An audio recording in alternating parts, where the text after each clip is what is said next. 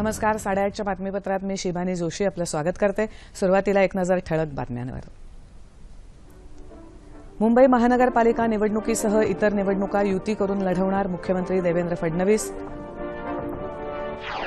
राज्यात फीडर व्यवस्थापन समिती स्थापन करणार ऊर्जामंत्री Chandrashekhar Bawankule. Make in India अभियानामुळे संरक्षण क्षेत्रात येत्या 3 ते 5 वर्षात 5 ते 10 लाख रोजगार उपलब्ध होणार संरक्षण मंत्री. मुंबई अग्निशमन दलाचे मुख्य अग्निशमन अधिकारी सुनील नेसरीकर यांच्यावर आज अंत्यसंस्कार. महाराष्ट्र गुजरात सीमेलगत अच्छाड गावात आज पहाटे झालेल्या रस्ते अपघातात 11 जण ठार, 10 जण जखमी. आणि देशात अनेक राज्यात उष्णतेची लाट. आंध्र प्रदेश आणि तेलंगणामध्ये 368 जणांचा मृत्यू. नमस्कार आणि आता सविस्तर वृत्त. मुंबई महानगरपालिका निवडणुकीसह यापुढच्या सर्व निवडणुका युतीतच लढवणार असल्याची घोषणा मुख्यमंत्री देवेंद्र फडणवीस यांनी केली आहे. ते काल साताऱ्यात पत्रकार परिषदेत बोलत होते. यापुढच्या सगळ्या निवडणुका आम्ही युतीमध्येच लढणार आहोत. जीएकटापूर ही दुष्काळी भागाकरता अत्यंत महत्त्वाची योजना असल्यामुळे युतीच्या काळातली अजून पूर्ण झालेली नाही आहे आणि आमच्या राज्यमंत्र्यांनी ती पूर्ण करण्याचा पूर्ण विडा उचललेला आहे आणि त्यामुळे ही योजना जर पूर्ण झाली तर आपण या दोन्ही नद्यांचं देखील पुनरुज्जीवन करू शकू आणि दुष्काळी भागाचं मोठ्या प्रमाणात चित्र बदलवू शकू. नवीन बंधारे आणि केटीवेअर बांधण्याच्या प्रस्तावाला शासन मान्यता देत असल्याची माहितीही त्यांनी यावेळी दिली. यापूर्वी सातारा जिल्ह्यात खटाव तालुक्यात जाखणगाव इथे भेट देऊन लोकसहभागातून उभारण्यात आलेल्या कामांचीही मुख्यमंत्र्यांनी पाहणी केली. जाखणगावातल्या ग्रामस्थांनी जलयुक्त शिवार अभियान अत्यंत प्रभावीपणे राबवल्याबद्दल मुख्यमंत्र्यांनी त्यांचं अभिनंदन केलं. इतर गावांनाही याचा आदर्श ठेवून महाराष्ट्राला दुष्काळमुक्त करण्यासाठी लोक चळवळ उभारण्यात साथ द्यावी असं आवाहनही त्यांनी यावेळी दिलं. राज्यात वीज क्षेत्रातील सुधारणांसाठी फीडर व्यवस्थापन समिती स्थापन करणार असल्याचं ऊर्जामंत्री चंद्रशेखर बावनकुळे यांनी काल कोल्हापुरात सांगितलं आहे. या अंतर्गत फीडर परिसरातील तरुणांना रोजगाराच्या संधीही उपलब्ध होतील असंही ते म्हणाले. कोळसा खरेदीमध्ये मोठ्या प्रमाणावर भ्रष्टाचार झाला तसंच निकृष्ट दर्जाच्या कोळशाची खरेदी झाली. त्यामुळे टेंडर पद्धत आता पारदर्शी आणि ग्लोबल करणार असल्याची माहितीही बावनकुळे यांनी यावेळी दिली. कोल्हापुरात इन्फ्रा 2 या योजनेअंतर्गत 300 कोटी रुपयांची कामं 4 कंपन्यांना दिली होती. ती अपूर्ण राहिल्यामुळे त्यांचं कंत्राट रद्द करण्यात आलंय असंही त्यांनी सांगितलं. कारण या तीनही कॉन्ट्रॅक्टरनी काम घेतल्यावरही आज काम पूर्ण केल्यामुळे 8,000 शेतकऱ्यांना मी कनेक्शन देऊ शकत नाही. 8,000 घरगुती कनेक्शन पेंडिंग पडलेले आहे आणि त्यामुळे 16,000 परिवाराचं नुकसान या कंपन्यांनी केलं आहे. हा फौजदारी गुन्हा आहे आणि म्हणून फौजदारी गुन्हा करायचा की नाही करायचा हे चांगल्या वकिलाचं मार्गदर्शन घेऊ. आमचे महावितरणचे वकील आहे. पण पहिल्या टप्प्यामध्ये यांचे टेंडर स्क्रॅप करण्याचा निर्णय घेतलेला. ज्याप्रमाणे राजीव गांधी योजना होती की 15 रुपयात बीपीएलला कनेक्शन मिळायचं, ती योजना बंद पडली आहे. महाराष्ट्र सरकार विचार करत आहे की जे संजय गांधी योजनेचे लाभार्थी असतात ते सुद्धा बीपीएलच्या इक्विव्हॅलंट असतात. त्यामुळे काही लाभार्थींना गरीब माणसं असतात, विधवा, घटस्फोटित, निराश्रित महिला असतात. अशा लोकांना महावितरणचं कनेक्शन घेणं महाग पडतं आणि म्हणून 50% त्यांच्यावर सूट देऊन त्यांना 50% किमतीवर कनेक्शन देण्याचा विचार सरकार करत आहे. लवकरच योजना येणार आहे. पंतप्रधान नरेंद्र मोदी यांनी प्रोत्साहन दिलेल्या मेक इन इंडिया या अभियानाअंतर्गत संरक्षण क्षेत्रामध्ये आगामी 3 ते 5 वर्षात तब्बल 5 ते 10 लाख रोजगार उपलब्ध होण्याची अपेक्षा आहे अशी माहिती संरक्षण मंत्री मनोहर पर्रिकर यांनी दिली आहे. मोदी सरकारला 1 वर्ष पूर्ण झाल्यानिमित्त डीडी न्यूज वाहिनीला दिलेल्या विशेष मुलाखतीत ते बोलत होते. ही मुलाखत आज रात्री 10 वाजता प्रसारित केली जाणार आहे. लष्करासाठी 1 रँक 1 पेन्शन याची अंमलबजावणी करण्यासाठी सरकार कटिबद्ध असल्याचंही पर्रिकर यांनी यावेळी स्पष्ट केलं. दहशतवादानं ग्रस्त असलेल्या पाकिस्ताननं दहशतवादाविरोधात लढण्यासाठी सक्रिय पाठिंबा दिला पाहिजे असं केंद्रीय गृहमंत्री राजनाथ सिंग यांनी म्हटलं आहे. ते काल लखनौ इथे बोलत होते. दहशतवादाच्या समूळ उच्चाटनासाठी भारत प्रयत्नशील आहे. दहशतवाद कोण पसरवत आहे ते संपूर्ण जगाला माहीत आहे असंही राजनाथ सिंग यावेळी म्हणाले. आणि यानंतरच्या बातम्या थोड्याच वेळात. केंद्रात झाला सत्ता बदल. पंतप्रधान नरेंद्र मोदींच्या नेतृत्वाखालील सरकारचं 1 वर्ष. गेल्या वर्षभरात नवीन कार्यक्रम, योजना, संकल्पना, सामाजिक आर्थिक क्षेत्रातल्या सुधारणा, शेजारी राष्ट्रांबरोबरचे संबंध, भारताकडे पाहण्याचा जगाचा दृष्टिकोन या सर्व मुद्द्यांवर दृष्टिक्षेप टाकणारा विशेष कार्यक्रम 1 वर्ष सहर्ष अवश्य पहा 26 आणि 27 मे रोजी रात्री 9 वाजता सह्याद्री वाहिनीवर. केंद्रातल्या भाजपाच्या नेतृत्वाखालील राष्ट्रीय लोकशाही आघाडी सरकारला 1 वर्ष पूर्ण झाल्याच्या निमित्त पंतप्रधान नरेंद्र मोदी आज उत्तर प्रदेशातल्या मथुरा इथे एका सार्वजनिक सभेला संबोधित करणार आहेत. पंडित दीनदयाळ उपाध्याय यांच्या जन्मस्थानी होत असलेली ही सभा म्हणजे जनकल्याण सभा असल्याचं मोदी यांनी म्हटलंय. केंद्र सरकारला 1 वर्ष पूर्ण झाल्यानिमित्त केंद्र सरकारतर्फे आयोजित ही पहिलीच सभा आहे. मुंबईच्या अग्निशमन दलाचे मुख्य अग्निशमन अधिकारी सुनील नेसरीकर यांचं काल दुपारी उपचारादरम्यान निधन झालं.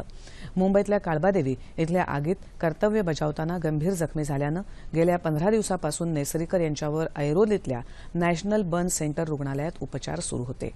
आज भायखळा इथल्या अग्निशमन दलाच्या मुख्यालयात त्यांना मानवंदना देण्यात येणार असून त्यानंतर चंदनवाडी स्मशानभूमीत त्यांच्यावर शासकीय इतमामात अंत्यसंस्कार करण्यात येतील.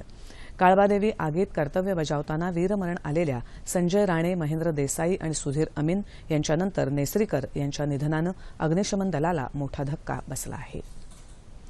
डॉक्टर बाबासाहेब आंबेडकर यांचं स्मारक इंदू मिलच्या 12 एकर जागेवर केवळ मोदी सरकारच्याच प्रयत्नांमुळे होत असल्याचं प्रतिपादन लोकजनशक्तीचे राष्ट्रीय अध्यक्ष रामविलास पासवान यांनी केलं आहे.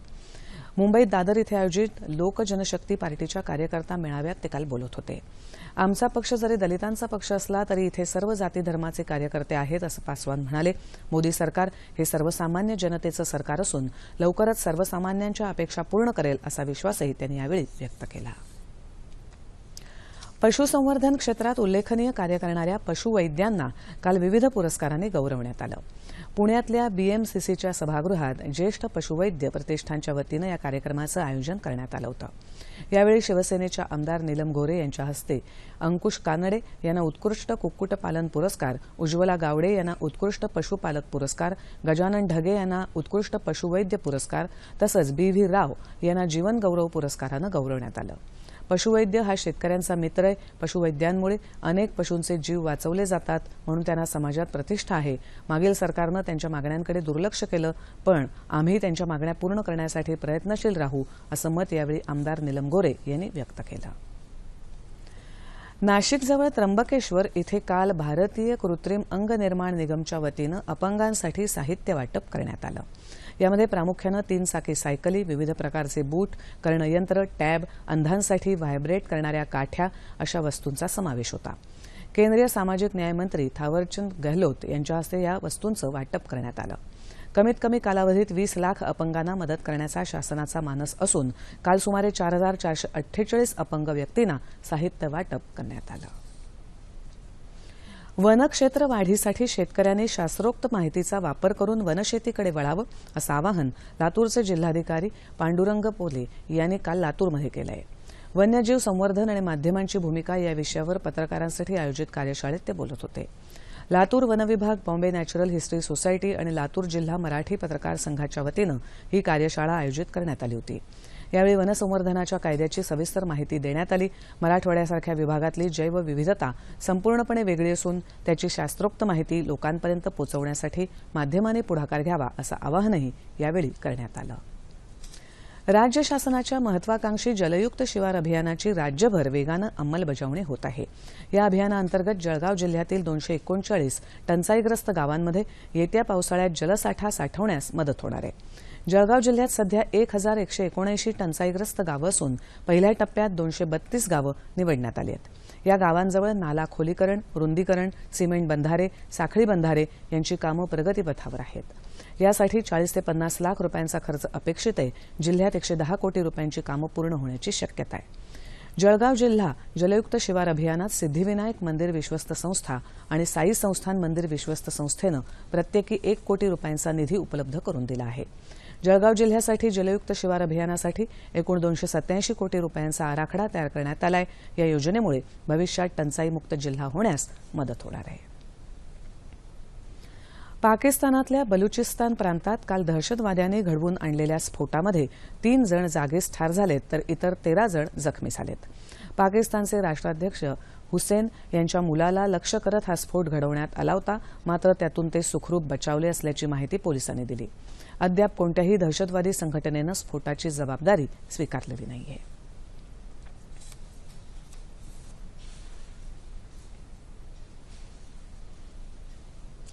IS या दहशतवादी संघटनेनं सिरियामध्ये गेल्या 10 दिवसात नागरिकांसह किमान 216 जणांना फाशी दिली असल्याची माहिती मानवी हक्क आयोगानं दिली आहे.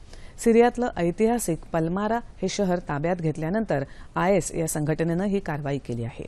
दरम्यान इराक आणि सिरिया सीमेवरील बहुतांश गावांवर ISनं काल पूर्ण ताबा मिळवला असल्याचं वृत्त आहे.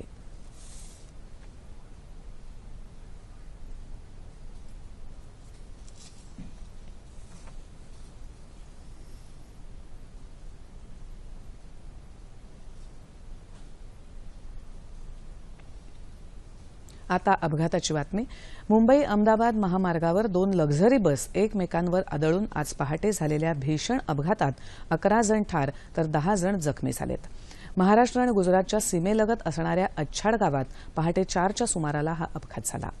मुंबईहून गुजरातकडे जाणारी छोटी लक्झरी बस गुजरातहून येणाऱ्या मोठ्या लक्झरी बसवर समोरासमोर आदळून हा अपघात झाला. अपघाताचं नेमकं कारण समजू शकलेलं नाही असं पालघर पोलिसांनी दूरदर्शनला सांगितलं. जखमींना नजीकच्या खासगी आणि सरकारी रुग्णालयात दाखल करण्यात आलं आहे.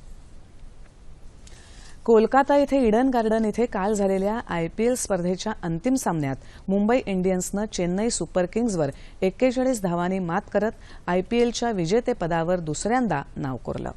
नाणेफेक जिंकून चेन्नई सुपर किंग्जनं क्षेत्ररक्षणाचा निर्णय घेतल्यावर मुंबई इंडियन्सच्या संघानं 5 बाद 202 अशी दणदणीत धावसंख्या उभारली होती. यामध्ये रोहित शर्मा आणि सिमन्सच्या 119 धावांच्या भागीदारीचा सिंहाचा वाटा होता. 203 धावांचं आव्हान घेऊन फलंदाजीसाठी उतरलेल्या चेन्नई सुपर किंग्जला मुंबई इंडियन्सनं 8 गडी बाद करत 161 धावातच गुंडाळलं. यापूर्वीही 2013च्या अंतिम सामन्यात मुंबई इंडियन्सनं चेन्नई सुपर किंग्जला नमवत IPL विजेतेपद पटकावलं होतं. देशाच्या अनेक भागात आलेली उष्णतेची लाट अधिकाधिक प्रखर होत चालली असून आंध्र प्रदेश आणि तेलंगण राज्यात उष्माघातानं आतापर्यंत 368 जणांचा बळी घेतलाय. तेलंगणामध्ये काल आणखी 58 जणांचा मृत्यू झाला असून उष्माघातामुळे मृत्यू पावलेल्यांची संख्या तिथे 186 झाली आहे.